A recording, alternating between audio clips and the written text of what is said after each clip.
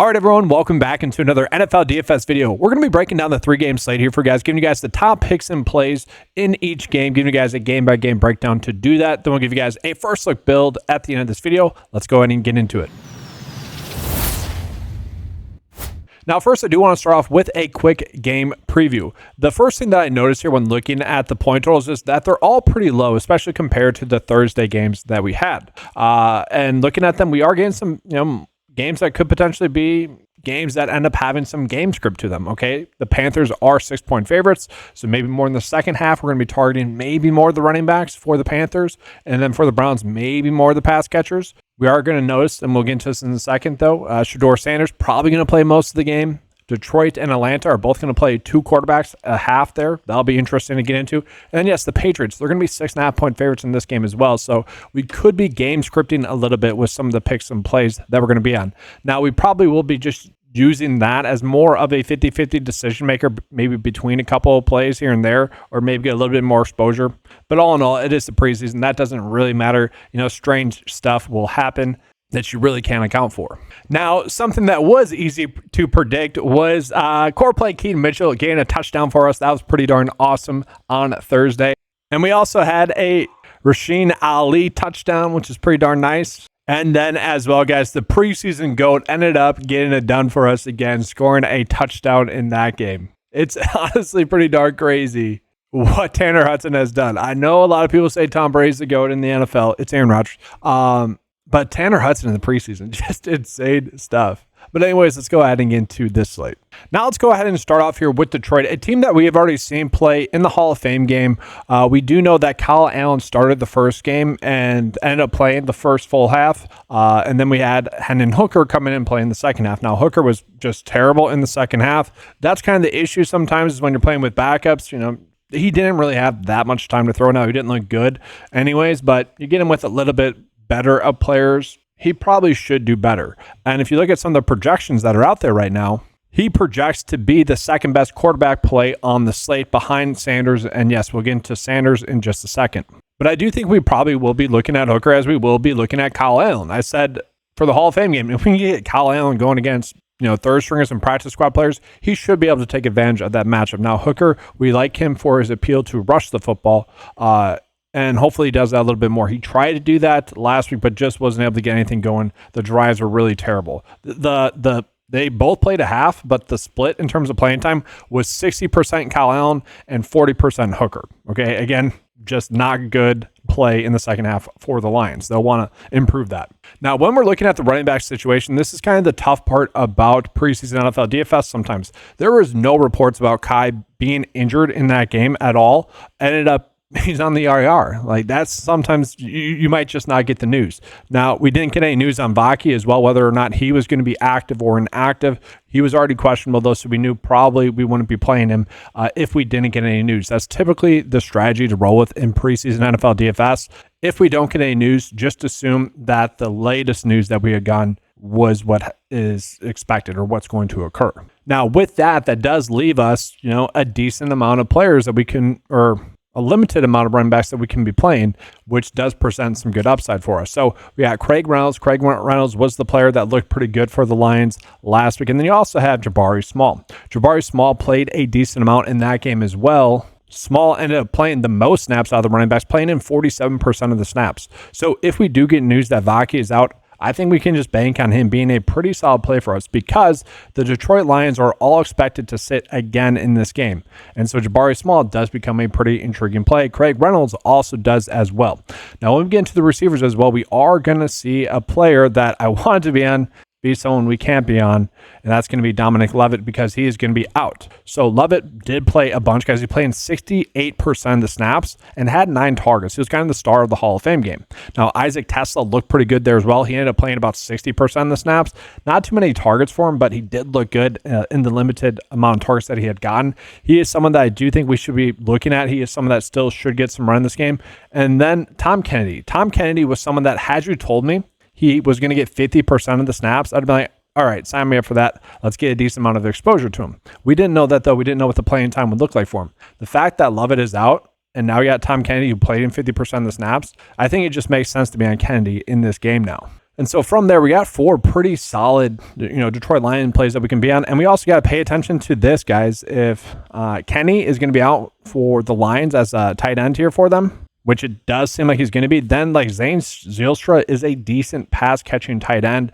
Again, tough to have too many takeaways from the Hall of Fame game. Okay, this is going to be a real game. But he is someone that also becomes appealing if we are not going to get any other tight end plays on the slate. So lots of stacking opportunities there for Detroit.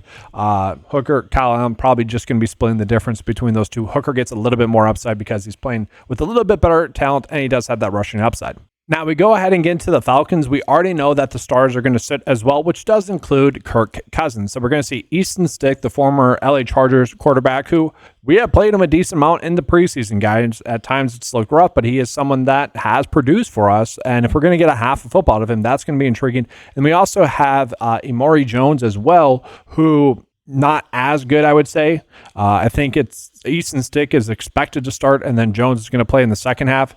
Doesn't really matter to me. They're both going to play a half. We're going to get our exposure to them. And I do think it's worth just pulling up the passing yard prop bets for them, for both those two players. Easton Stick is at 90, as you guys will see, and then you have Jones at 66.5. So that really paints the picture of really what Vegas is seeing as talent there. And so, yeah, we're probably going to be favoring Stick a little bit more than Jones. And guys, just on top of that, we do have a rushing yard line for Stick as well. So they are expecting him to rush the football. Okay, so that bodes well for us as well.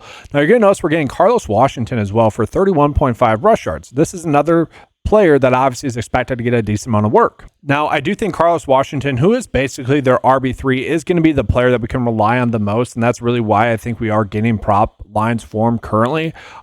Do we need to necessarily go out of our way to target him? No, but at the same time, I do think we're probably going to get around 5 to 7 touches. Typically speaking, guys, Atlanta, their beat reporters are just, hate to say it, not as good in terms of giving us predictable results. And so they're hyping up Washington. I don't know if I necessarily trust it, but at the same time, they are pretty thin. You have Corbin, who has like good and limited work when we have seen him in the NFL. Carter is kind of someone that's been getting a little bit of hype out of camp, but it just makes sense for Washington to get some work in this game.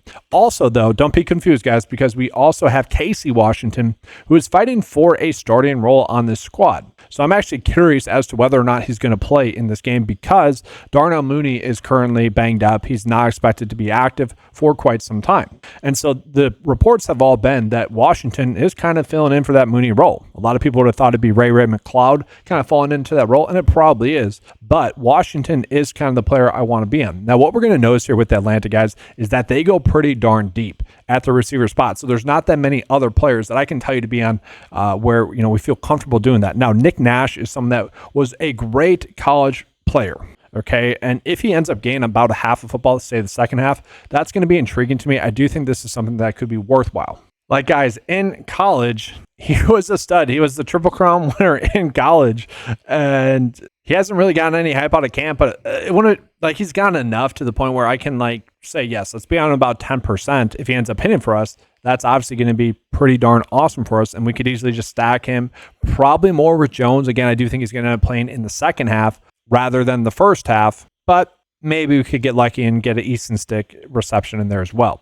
From there, it is worth calling out, guys. Kyle Pitts has been getting a lot of hype, and this is the first time I'm actually slightly buying into him as a fantasy football asset. Just worth calling that out. Him and Michael Penix apparently played a lot of golf together. Okay, I don't know if you guys remember back in the day, but when it was Matthew Stafford and I think it was Cooper Kupp, there was they eat breakfast together every single day. I don't know, little things like that do add up for chemistry purposes. So just one of those little tidbits that you see while researching. Now, yes, we go ahead and move on into Cleveland, guys. We all know that Shedeur Sanders is going to be the top play on the board for the whole slate. It's a 3-game slate. He's clearly going to be the top play. The question is whether or not to fade him. Obviously, you shouldn't. Okay. He's projected right now for 122 passing yards, which I would assume is just too low there as well. Again, it makes no sense to not give him a full game here. Okay, they brought in Tyler Huntley, I think because they had to. Now, I will say it's kind of interesting that Tyler Huntley would choose to sign with the Browns if it was just for a preseason game or two. But we do know that Kenny Pickett and Dylan Gabriel are banged up. Joe Flacco is a veteran. He does not need to play in this game. And so it just is the most logical option is for Shedeur Sanders to play a full game. And his prop lines are all set about like 122.5 passing yards, which is already enough for us to be considering him as a good play. I would assume if he plays a full game, that line would be closer to 140 or so. Either way, he is clearly the top quarterback play on the slate. The issue becomes, how do we go about stacking him? So we did get news that both Jerry Jeudy and also Cedric Tillman are going to be out, which I'm a little bit shocked that Deontay Johnson is not also going to be out. Like, watching the film back on Deontay Johnson, like the film they displayed was great. I mean, he looked like his normal self. And some of the camp videos that we've seen as well looks like his normal self. Like, I get that he has to prove it a little bit. I do. And like, if you look at the depth chart, they didn't even have him listed as a starter. It was actually Jeremiah Thrash, who was a really standout for them last year in the preseason as well. He's listed as a starter, co-starter. It's a little bit of a battle, I guess. Okay. And I'm just saying, like, we're getting Deontay Johnson with Shedeur Sanders. Like, I actually like that stack a decent amount. How much is Deontay Johnson going to play? At this point, he is a veteran. The stuff that has him in this situation was nothing on the field. It was on the bench where he wouldn't go into the game. But he's pretty appealing to me as a play. Now, Thrash is still there. He is still going to be a decent play. Now, there have been actually a lot of receivers getting hype out of camp here for the Browns. Gage is one of the players that has been getting hype. Cade as well. But Luke is the one I'm probably the most interested in. He's just one of those players that is more of a quick twitch type of receiver, can get open.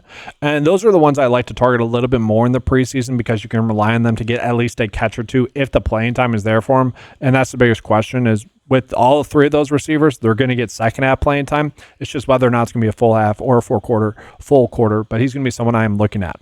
Now, from there, the reason why the Panthers are going to be the favorites in this game is because they are playing some of their starters. Now, they're not going to play too much. I don't think we can really bank on trusting them to score a touchdown or two. We can play a little bit of that 5% Bryce Young paired up with, I don't know, McMillan, I guess I'd be fine with. I don't know if Adam Thielen's going to play, but Jalen Coker is actually the player that's been standing out a decent amount for the Carolina Panthers again in camp. He kind of ended up being their receiver number one through portions of the season last year as well.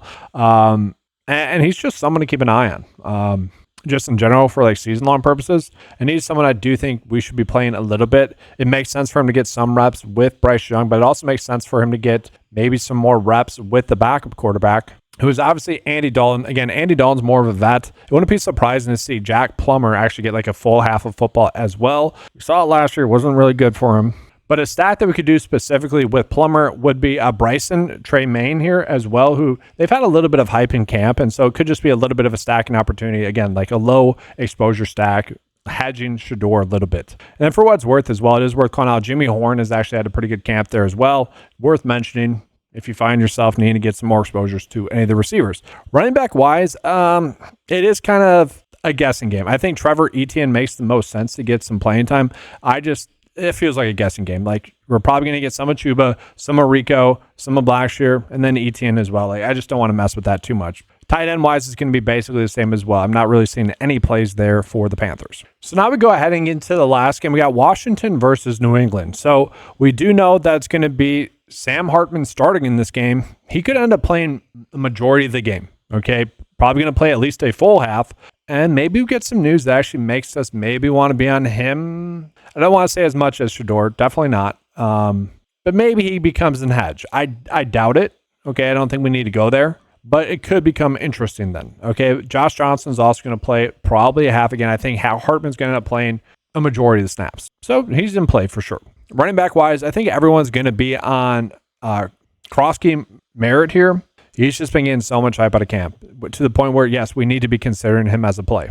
And this is just one of those spots where I think a lot of people are going to be on him because there's a lot of name value, and it does make sense for him to get some reps in this game. You don't expect Austin Eckler that much. You don't expect Brian Robinson Jr. that much. Rodriguez is going to get some work most likely, but yeah, it just seems pretty much Merritt makes a lot of sense there. Now, Jerry McNichols is a pass catcher. Felton is as well, but yeah, just probably eat the chalk there, guys, and I think we're fine with it. Now, receiver-wise, I'm personally interested in Jalen Lane, who was someone that I really liked film-wise out of college. He hasn't gotten any hype, zero hype out of camp, which is concerning.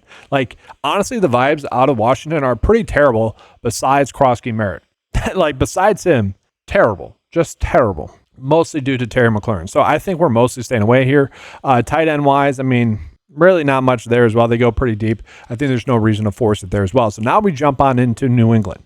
We haven't really gotten that much confirmation in terms of playing time here for New England. And before we do that, guys, I do just want to jump into some of the preseason stats. I forgot to mention this in regards to like the Cleveland Browns and really why Sanders is such a good play. Look at Kevin Stefanski's like preseason script, 64% pass plays. Okay, and that's been over 12 games. So that's a pretty big sample size, almost 40 passing attempts. And so, yes, that's why we like Sanders. He does tend to give us some quarterback workhorses as well out of there. So I did want to call that out, but I really wanted to take a peek at the Patriots here. So, guys, under Mike Vrabel, he tends to rush the football a bunch. Okay, 35 rush attempts per game and does not throw the football that much. And so just right there, we already know that we're probably going to be trying to get to the running backs more so than the quarterbacks. So in regards to the starters, Vrabel said that the starters should expect to play. Whether or not they're actually going to play, that could just be a thing where I want you guys to go through the pregame warm-ups, get suited up, get ready to go, and then when it gets game time, I'm going to tell you guys you aren't playing. That could end up happening. Get those mental reps in and then get out. We would expect Dobbs. I just don't want to be playing the quarterbacks for New England. I think we want to be looking at the running backs because they are pretty darn thin there. Henderson, you would expect to get a little bit of work just being a rookie. Could be appealing there, but I think we just go with Terrell Jennings. Like, honestly, this is a player who, it's weird because the Patriots were pretty much notorious for having just a workhorse practice squad running back, a player that they would just run into the ground in the preseason because they knew he'd be on their practice squad. The Tennessee Titans were also the other team that have done that. Like Julius Chestnut is the name that comes to mind with that. And so Terrell Jennings has been that player before. We look at some of his old preseason stats. He becomes pretty darn appealing. And so he could end up being one of the better plays on the slate. I do want to get confirmation though on that. Okay, I do think he's going to end up being one of the better plays, and it's just who do we end up fading then as a result. We're not getting any lines for the Patriots as well for like prospecting purposes to be able to like confirm that take, but I do think that's going to end up being a great spot for us. Now, receiver wise, it is worth calling out, like there's a lot of battles that are going on for them. You've seen Demario Douglas probably get a lot of hype out of camp, which is great. Keyshawn Boutte as well, who kind of ended the season as the receiver number one, is probably been getting the most hype out of camp. Very interesting there. And then you got like Jalen Polk, probably not going to make the team. Like last year's second round pick, apparently he's having a horrible camp. Now, if Kendrick Bourne, who's currently injured, doesn't play, then that does open up some playing time, maybe for him. But it seems like Javon Baker's going to make the team. Chisholm has been someone that's been getting a little bit of hype out of camp. Again, he's one of those players that's more of a quick twitch type of player, can get open, more of a receptions guy rather than a downfield target. But really, there's no one that stands out too much here for the Patriots in regards to the receivers. Same thing with the tight end. So as you guys are going to see, the tight end portion is more difficult, and that's probably where I'm just ending up with Zane Zylstra, unfortunately, a lot. Guys, I mentioned in the Thursday video that we're getting probably all of the best running back plays that we can be on possible. That was also the case for the tight ends. Like basically all the tight ends that you would want to be on. As I'm recording this video, the night game hasn't started. It's like halftime for most of the games. But all the tight ends that you would want to be on have scored points, which is normally the goal when you don't have the preseason GOAT Tanner Hudson playing. I would be very happy to get like 2 points out of the tight end position. I want to make that clear.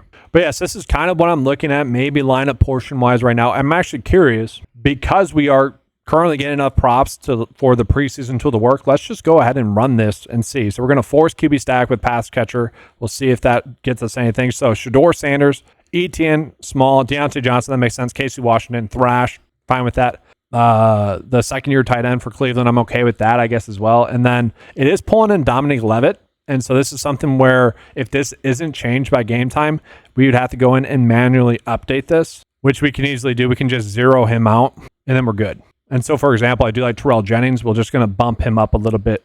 Have to uncheck the zero. Going to bump him up a little bit there as well. I don't know, give him 3 points, minute exposure 15, and then max exposure, I don't know, 20. This is just an example. So we'll click run. We'll click run here, guys. And if you're someone that's using this tool, just as an FYI, if you have a player selected like this, you have to deselect them from the tool, or else you get a pop-up like this. Same thing with the positions and whatnot. After you go through and make those updates, you have to deselect them. But yeah, we'll just run it again then with that slight update. We are getting Jennings. Sampson is another running back for Cleveland that does make some sense to get work. Okay, being a rookie running back, I don't expect Jerome Ford to play. Someone we could look at, But again, I think we're just banking more on the pass-heavy script, but not terrible lineups that we're getting here as well. Probably will change a decent amount, though, as the day progresses. Now, that's going to do it, guys. Appreciate you being here. Make sure to give a like, subscribe to the channel as well. We will be putting out the Saturday action as well, which is a much bigger slate. Lots of time we'll go into that one as well, but hopefully you enjoyed this video. If you did, again, make sure to give a like, subscribe to the channel. If you guys would like access to that lineup builder or that preseason NFL DFS cheat sheet, as well as all the other tools available on 9to5sports.com, head on over there, get access to all the tools for a low monthly cost of $10 a month. Thanks for watching, guys. Good luck, and as always, let's keep cashing.